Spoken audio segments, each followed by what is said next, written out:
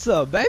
Welcome back to another episode of Eevee's Clichés from Coast to Coast, episode number 25. Oh my goodness. Unfortunately, the season 1 is coming to its end. It's nearing its end. But today we're having an NU battle against Sky, aka Chris the Skyrander. Many of you guys may know him. This guy is his competitive skill is just up top, man. Up top. He is a great competitor. If there's tiers to competitors out there, I mean, different battlers, this guy deserves to be up there in the Ubers. I mean, just hands down. I've seen some of his battles, and he does have a channel, in fact. So check him out. His description will be his channel link will be in the description below. So check him out. Check him out. I'm sorry, I'm still not used to saying that. I don't know why. I don't know. But Skyrander, if you're watching this, buddy, I just want to tell you it was a pleasure battling against you, man. This battle did have its ups and lows. Just want to say the title explains it all. It's not over till it's over, ladies and gentlemen. It really isn't. So yeah, I just want to say to everybody, I will be seeing you in Oris. This is gonna be, I think, last 2 episodes. This one, then another one, and then there will be an update video. All today, we're just gonna be bulk recording today, and just stay tuned for that. Anyways, we are having an NU battle, like I mentioned before, and my opponent on his side does bring in the Piloswine, the Lantern, the Murkrow, the Lumitone, the Bowbeat, and finally the Dedenne. Anyways, on my side, however, I decided to bring in the Caracosta with the Witness Policy, Xatu with the Life Orb, Lantern with the Leftovers, Unfezant with the Power Herb. And for those that don't know what the Power Herb does, it allows you to, use an attack that usually takes 2 turns to use, for example Solar Beam, and use it in 1. So it's pretty nifty little item. Girder with the Eviolite, and Stantler with the Choice Scarf. It's just a beautiful set. Just watch. Anyways, without any further ado, we're gonna go ahead and play this battle, which is outstanding. I believe it has the honor. It's a priceless battle. It just has the ability to outstand some of us. I do decide to bring in Caracosta for the obvious Stealth Rocks. However, my opponent does lead out with the Dedenne and goes in with the U-turn, because obviously I guess it predicted me to bring out something else. But does withdraw at this turn. Obviously, I do want my rocks to come out. Of course, I didn't see my opponent having any type of spinners, so that was a plus on my side. I do, spread my rocks all over my side, my opponent's side of the field. However, my opponent on the next falling turn does go for the Brick Braid, activating my Weakness Policy. So now I'm at a +2. So now I'm at a +2 special attack, +2 attack, which, all that good stuff. I do go for the knockoff, however, and it was a crit. I have no idea if that mattered. It probably didn't. I doubt it. I'm at a +2 with the item boost on his Pokemon. Comes out with Helga, the Lantern, goes for the Scald, and ends my life. I was actually thinking on going for another knockoff in case I survived, but that was not the case in this turn. I do decide to come in with Lantern as my Pokemon does go out. I do carry the Retaliate, and look at the beautiful animation on this. Anyways, so I do know that most Lanterns do like to run Calm Nature, so I did want to hit it with the special, actually the defensive side, since it's specially defensive. My opponent goes to Volt Switch, switches out into Valles the Lunatone, and right here, ladies and gentlemen, we do see that my opponent has the Leftovers. However, my opponent does a beautiful move here, predicting me to switch out into Don't Stare the Xatu, because obviously I guess I was predicting the rocks. However, my opponent predicted me to come. That was just pro play. That was a pro play right there. Congrats, bro. Congrats. I should have predicted you to predict me. All that good stuff. But he does withdraw after going for the Ice Beam. And comes in with the Piloswine, Crasher the Piloswine. At this turn, I do end up going for the Calm Mind, because I figured the Ludstone was going to stay in and go for another Ice Beam, but as he did see, it didn't do much, because I am especially defensively invested. Calm Nature. My opponent goes for the Ice Shard, going for super effective damage, and I was like, dang.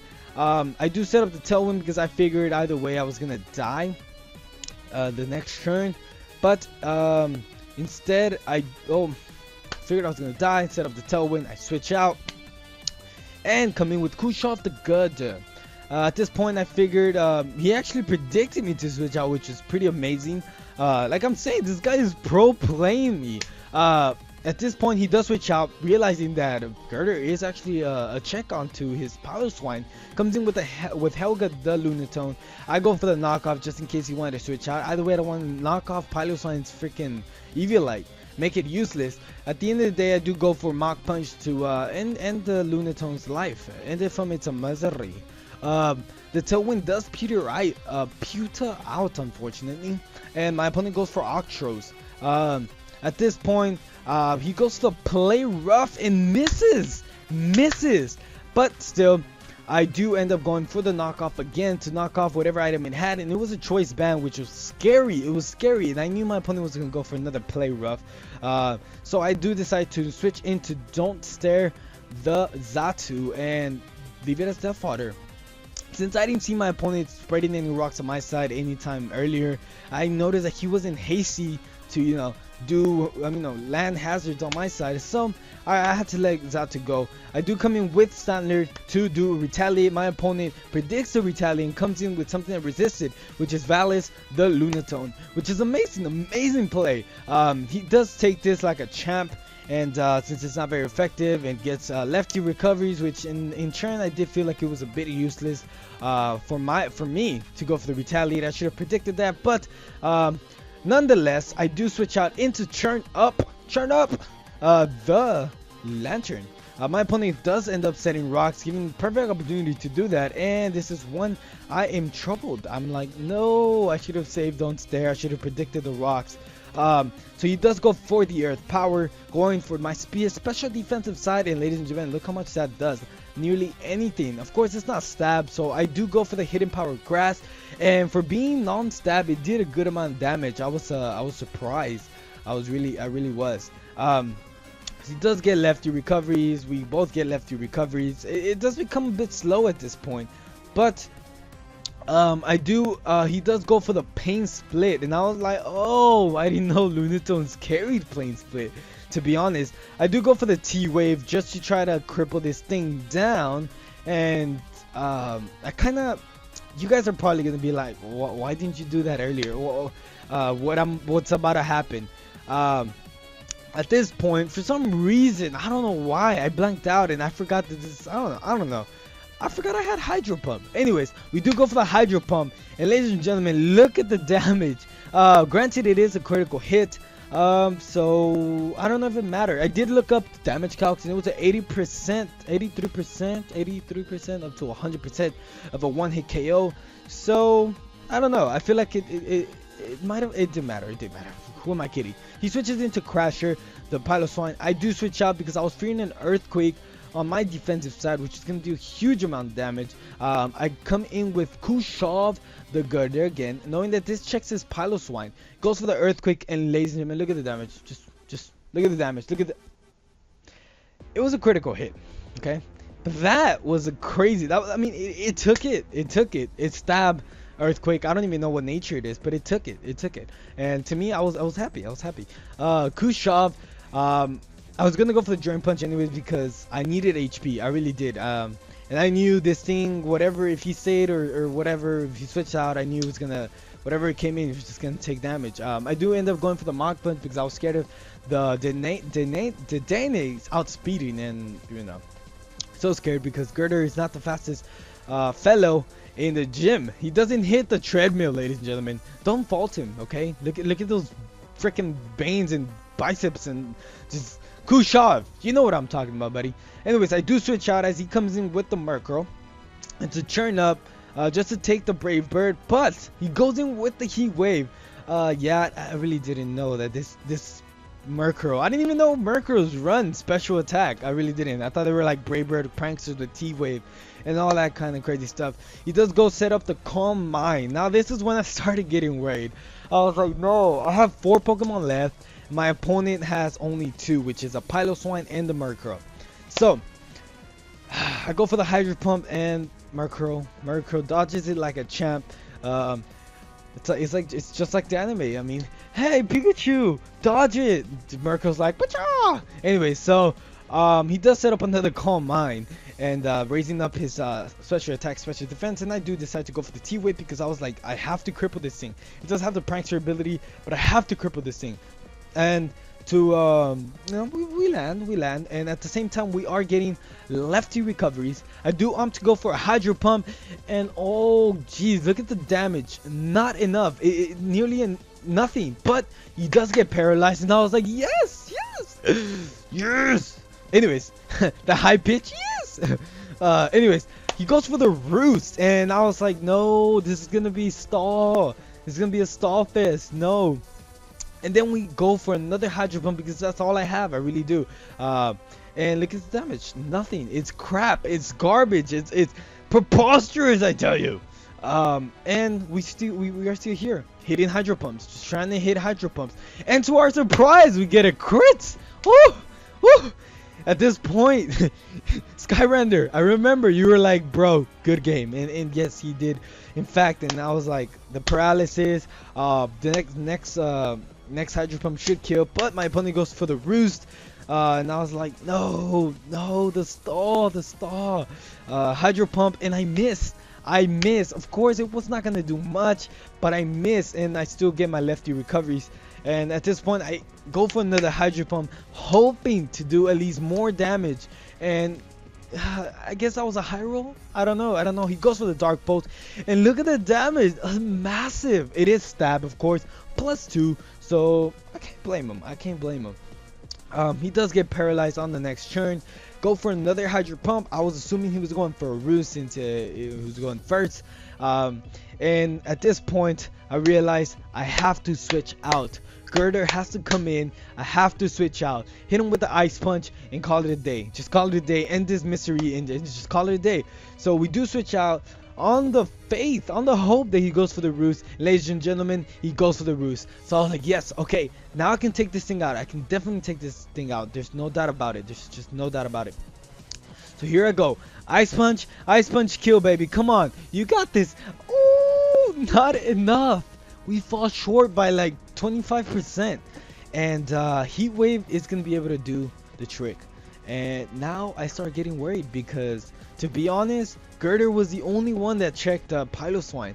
I was so scared, so I come in with Unpheasant, and I'm like, okay, I'm faster. I have to take care of this. He goes for the Roost. I'm like, okay, it's fine. We have to just hit him hard. So I do go for the strongest move, Sky Attack. Ooh, we fly in the air. Look at that beauty. And the Power Herb takes its effect, or activates, and look at this beauty. Boom!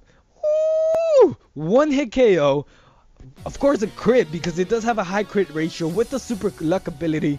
It was inevitable. It just was. I should have came in with this thing a long time ago, and we could have prevented freaking Girder's death. But anyways, we do switch out because I'm like, oh my god, this thing's gonna hit me with the Ice Shard and I'm gonna die. So I come in with Churn Up. My opponent, of course, goes for the Curse, and I'm like, are you kidding me? Are we really gonna set up now? No. So I'm like, okay, it's a good thing that I came in with Churned Up, my Lantern, because I'm gonna be hitting it for the special side and all that good stuff. He goes for the Ice Shard. I guess he was predicting me to just like destroy him, but unfortunately I didn't have any more Hydro Pumps. Now if that was the case, it would have been beautiful. I really would have. So I do go for my left, get my lefty's recovery, and go for another Hidden Power, because like I said, I ran Heal Bell, Hidden Power Grass, the Hydro Pump, and the T-Wave, and my opponent goes for a +2 now. So he's setting up all over me. I can't do nothing but to Hidden Power. That's all I can do. My other two Pokemon that are left after Girder was, I believe, the Unpheasant and I believe Stantler. So my opponent goes for a +3, and I can't do nothing about it. I really can't but to go into just keep going into Hidden Powers. And I was thinking, like, why is he still setting up? Like does he not know that I can potentially take him out with a Hidden Power with the crit? Granted, with a crit, but he still goes. And I'm like, wow, The rest. The rest. I was fearing. I was even messaging like, I'm scared. I'm scared because I knew he could potentially have the rest. And ladies and gentlemen, the curse, the earthquake, the rest, and the ice shard. 4 moves have. I was done. I was done. I was like, I have to switch out. Have to switch out. He's asleep. I have to try to hit him hard with a crit move or something. I have to. And I'm like, okay. Rock Sook effect. He's still asleep. I can go for a Night Slash and crit the crap out of him. But I go for the taunt because I was like, okay, I don't want him to rest no more. I don't want none of that stuff. If I do crit him, I want to make sure I take him out hard. And unfortunately, he does wake up in his turn.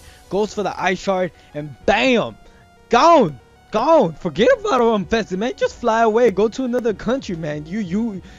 Baby, I'm sorry. Sorry, I've been a bad trainer to you. I'm sorry. Just, I can't. I do come in with Stantler, unfortunately. And Ice Shard. I think so. GG, my friend. GG. Like I said, I thought I had the game a long time ago. I really did, but no. It's not over till it's over, ladies and gentlemen. Don't underestimate. Don't underestimate. That's another rule, a tip rule. Don't underestimate. I did underestimate it when he had his last 2 Pokemon, and just there was no point. I really thought that Ice Shard was gonna be able to take me out, but unfortunately, to his surprise and mine, well, actually to his surprise, my surprise, wasn't enough. So I still try to fight for my life, and nothing.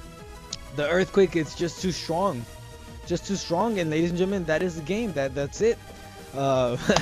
It was wonderful. It really was. It was a pleasure. Trust me, it was a roller coaster. I was like, woo, woo, woo, and then bam. Anyways, thank you very much for watching. That was intense. Again, thank you, Skyrander, for accepting my challenge and bringing such a unique set to my channel and to my subscribers for their beautiful eyes to view.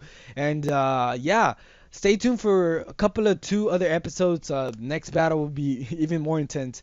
This was a post-commentated. Next one will be wow, for post-commentated, this is pretty long though. It's gonna be live. It's gonna be fun. It's gonna be awesome, and I hope it entertains you. After that, we are gonna have an update video. Look out for that. I have so many goodies. Oh my goodness. Anyways, enough of that. Just enough of that. Anyways, thanks for watching, ladies and gentlemen. Stay tuned for the next episode. And like I said, thank you very much for all your support. And like always, just sit back, relax, and game on.